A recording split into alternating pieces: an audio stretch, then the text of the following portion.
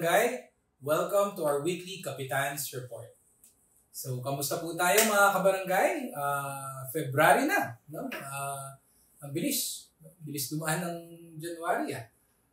Sana po lahat po tayo okay naman, no? At awa ng Diyos ay naraos po natin ang unang buwan ng taong 2024.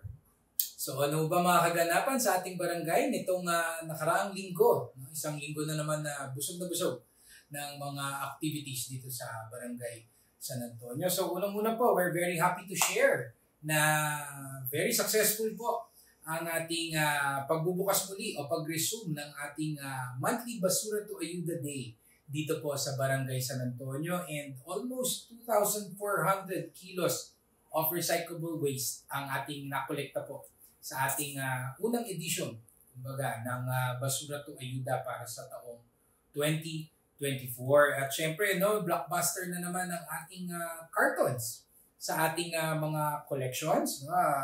Mahigit 2,000 kilos ng cartons ang ating nakolekta. This is in spite of the change ng ating exchange rate. Ngayon, 20 kilos of cartons is to 1 kilo of bigas na po tayo ngayon. Medyo challenge natin ng konti ang ating mga donors, and yet nakita naman po natin na very overwhelming pa rin ang support at pakikiisa ng ating mga kabarangay dito po sa ating programang ito. So nakasama din po natin ang ating mga kaibigang mga pulis mula sa Camp Bagong Diwa sa Bicutan, Taguig City, no? At bahagi ito ng kanilang police community relations activity, no? Na makiisa sa iba't ibang mga komunidad, mga barangay sa kanilang mga gawain, no? Mga activities nila, no? Bahagi ito ng kanilang pagpapakita, no? Na hindi lamang sila to protect and serve, no? But kasama na rin yung kanilang pakikiisa, pagbabayanihan sa mga barangay sa ating bansa. So maraming salamat sa inyong pag-join. No? Talagang very hands-on ang ating mga kapulisan. At syempre, no, kasama na dito paghikayat natin sa ating mga kaibigang mga NGOs, mga CSOs, mga private corporations. No? Welcome po kayo na mag-join sa ating Basura to Ayuda program, no? Para sa inyong mga CSR compliances, mga kung gusto nyo lang mag-outreach program, andyan po ang ating Basura to Ayuda program para sa inyong pakikiisa. And of course, hindi lamang sa Basura to Ayuda, no? Pero pati sa mga iba't ibang programa ng Barangay San Antonio, ay welcome din po kayo lahat.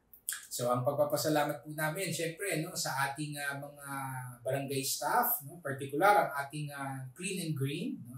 Lahat ng ating mga barangay employees na tumutulong din sa logistics at mobilization para sa ating monthly Basura to Ayuda. At syempre, kay Kagawad Justin Galang, ating Committee Co-Chair on Environmental Protection para sa pag-lead nitong programang ito. And most importantly, sa ating mga tumatangkilik, mga kabarangay natin na tumatangkilik nitong ating Basura to Ayuda program. So magkita-kita po muli tayo sa susunod na Basura to Ayuda sa Barangay San Antonio. At syempre, alam naman po natin, no, pag last Saturday of the month, bukod sa Basura to Ayuda, ang katambal po nito ay ang BSA Sining Galing program, which is our monthly free art workshop dito sa Barangay San Antonio. Ginagawa po sa Emerald Avenue during our Carless Weekend.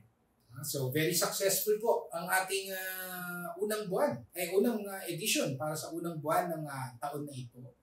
At bukod sa mga suki, mga regulars natin, nakakatuwa din pong nakita po natin, no, may mga bagong muka, no, na either residente sila or dumadayo pa talaga sila sa ating Carless Weekend para, of course, unang-una to enjoy yung ating Carless Weekend sa Emerald Avenue and to participate sa mga activities na handog natin during our Carless Weekend, particular itong Sining Galing program. So, nakita po natin, no, na nung andun tayo, meron din tayong mga nakausap na mga CSO representatives, no, na sabi nga nila, if they can join also itong Sining Galing program, no, whether for their CSR. No? May nagsabi rin sa akin kung pwede daw sila mag-donate ng art materials. Sabi ko, syempre, hindi kami tatanggi sa grasya. No? Malaking tulong po yan para po sa sustainability, no, ng ating program. At syempre, no, ang gusto naman natin na yung mga programa natin dito sa Barangay San Antonio ay may partisipasyon talaga ng pribadong sektor. Mas nagiging inclusive ang ating mga programs sa ganitong pamamaraan. So natuwa rin kami, no, na kahit papano kung wala man market, no, wala pang market sa ngayon sa Emerald Avenue, tinao pa rin o tinangkilik pa rin itong ating Sining Galing program. So nagpapasalamat kami sa ating volunteer artist, no, na si Miss Lelvin Luan, na muling nag-share ng kanyang time, no, ng kanyang talent para sa ating mga participants sa ating Sining Galing program. At syempre, nagpapasalamat ako sa ating mga personnel.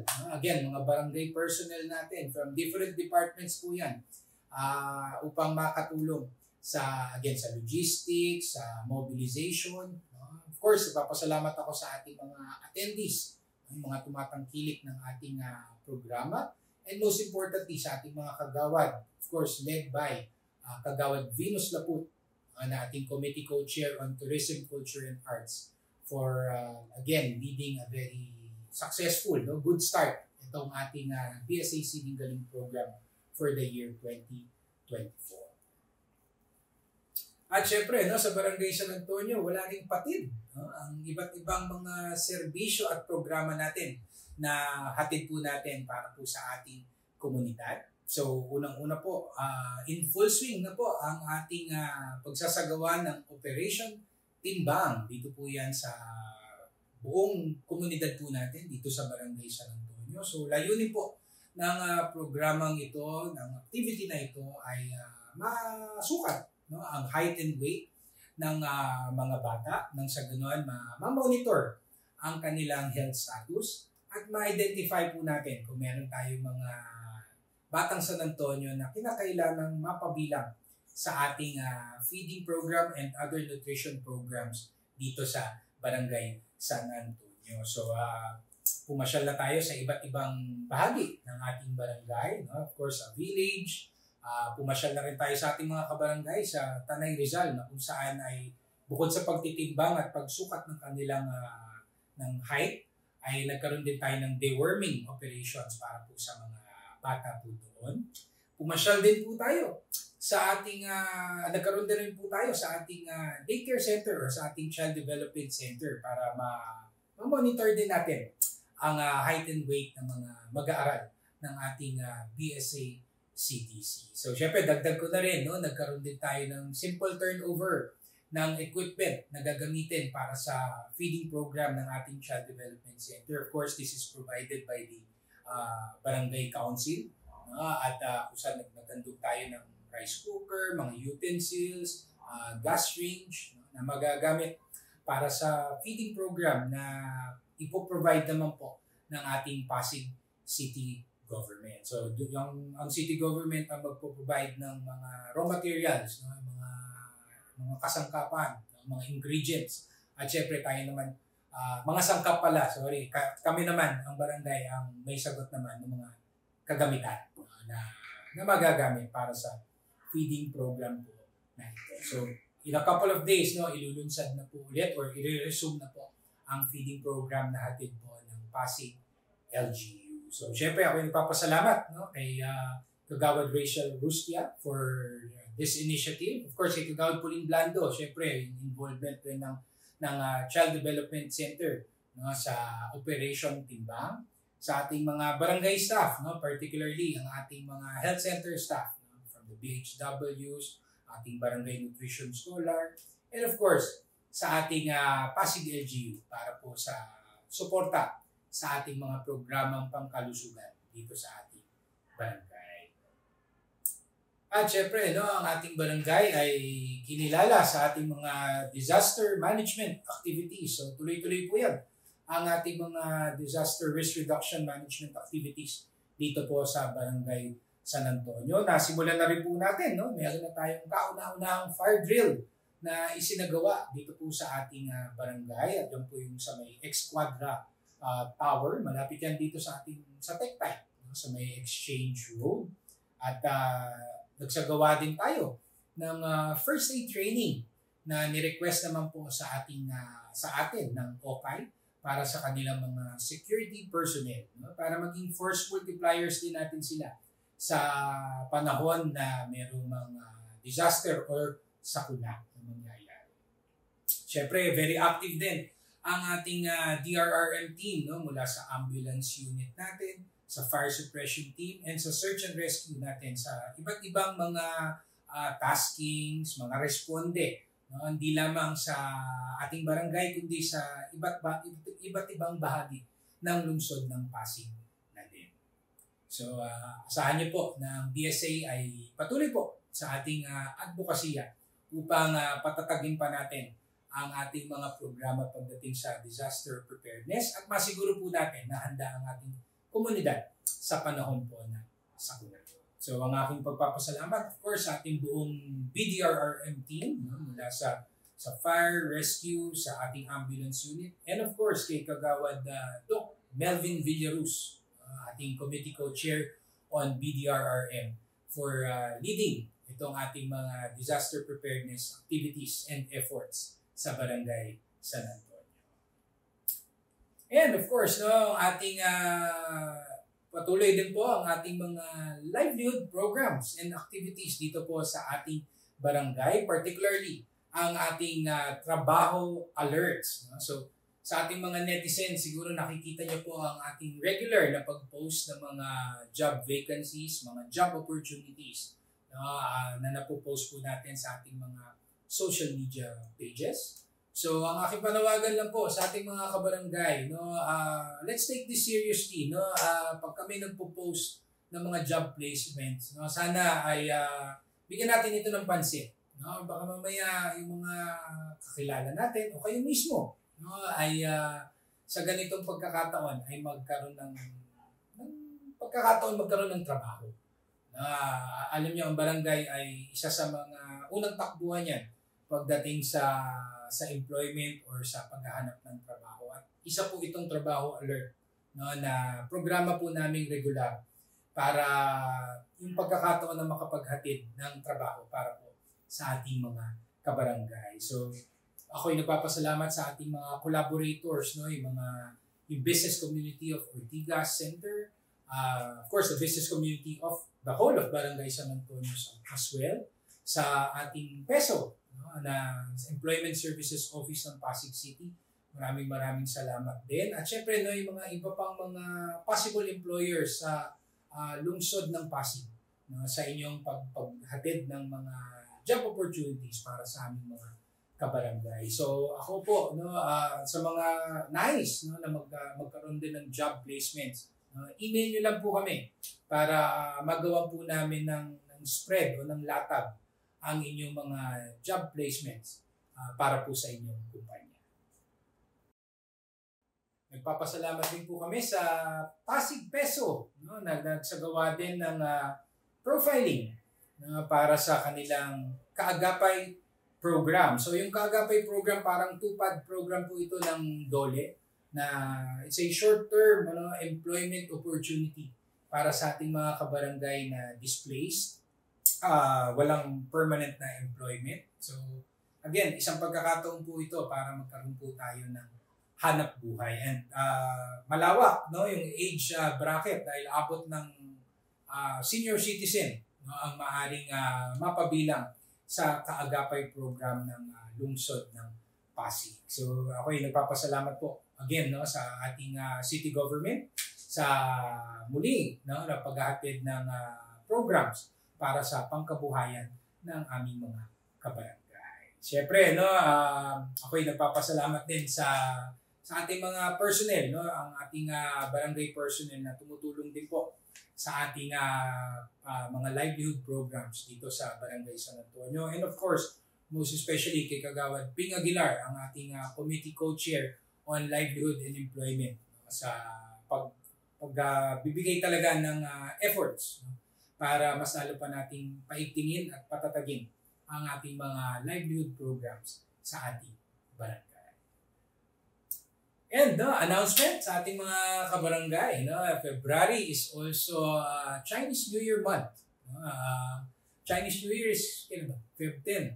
Feb 10 siya, pero it's a Saturday, at dahil diyan, gaganapin pa rin natin ang ating taunan na Dragon and Lion Dance dito po sa Barangay San Antonio. This is in collaboration with OCAI or with Ortigas Center Association Incorporated. So ang ating Dragon and Lion Dance ay gaganapin na po sa February 8. So this is a Thursday. Originally po February 9. Kaso biglang dineclare na holiday. Hindi na kami nagrereklamo dahil long weekend. Long weekend. So tayo po, nagpasya po kami na gawin na lamang po ng February 8 ng Thursday ang ating Dragon and Lion Dance. So, katulad po ng dati, iikot pa rin po sa buong Central Business District, sa Ortigas Center, ang Dragon and Lion Dance. And makakaikot din dito sa ating barangay hall at sa ating buong village. So, magpapaikot din po kami sa ating mga security personnel dito po sa ating village, dun sa mga interesado na magkaroon ng stop yung Dragon and Lion Dance sa kanilang tahanan or establishmento. So, syempre, alam ko naman maghahanda din kayo ng konting ampaw para sa ating mga Dragon and Lion Dance performers. So, magkakaroon din po tayo, bandang gabi na yan, mga 5:30, basta dumilim na, yung ating simple fireworks display na ginagawa po natin sa intersection ng Julio Vargas at ng ADB Avenue. So, again, inaanyayahan po namin ng lahat para makiisa po sa ating Chinese New Year activities dito po sa ating barangay. At syempre, samantalahin ko na po ang aming advance na pagbati po ng Happy Chinese New Year po sa ating lahat. And of course, sa ating mga kabarangay, ang aking patuloy na pag-anyaya po sa inyong lahat to please like and follow our official Facebook pages. Please subscribe to our YouTube channel. Please join our Viber community group and please do regularly visit our official website, sanantonio.pasigucity.gov.ph para lagi po tayong updated sa ating mga kaganapan dito sa ating barangay. Siyempre, dagdag ko na rin yung ating pag-secure ng business permit. Sa ngayon, mahigit kalahati pa lang po ang nagre-renew. So, sa ating mga business, sa business community po natin dito sa Barangay San Antonio, sa ating mga business owners, sana po, mag-renew na po tayo. Again, malaking tulong po yan sa ating barangay, sa ating lungsod. At syempre, tulong din yan sa inyo dahil hindi na rin kayo maabala ng iba't ibang mga penalties and violations pagdating sa inyong compliance sa inyong mga business permits. So, ang aking pagpapasalamat po sa ating mga katuwang sa pagsaserbisyo, ang ating mga barangay employees, our barangay council, the SK Council, our social media team, of course, sa ating mga benefactors, collaborators, and donors po natin na patuloy ang matinding suporta para po sa ating barangay. At syempre, sa ating mga constituents, mga kabarangay po natin, to our netizens, sa inyong patuloy na participation, pagbigay ng mga suggestions, minsan naku-call nyo rin ang attention namin. We very much appreciate that. We're always on our toes dahil po sa inyong pakikipagtulungan at pakikipag-ugnayan po sa amin. So again, ang aking pagpapasalamat po sa inyong lahat sa inyong pakikinig and rest assured that BSA will continue to do its best upang ihatid po ang tunay na service with a smile para po sa ating komunidad. So sa ating mga kabarangay, patuloy po tayo sa ating pagdarasal.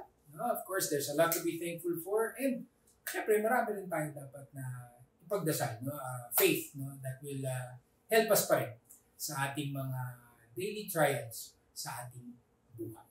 So sa ating mga kabarangay, mag-ingat po tayo lagi. Stay safe always and may God bless us all. Thank you.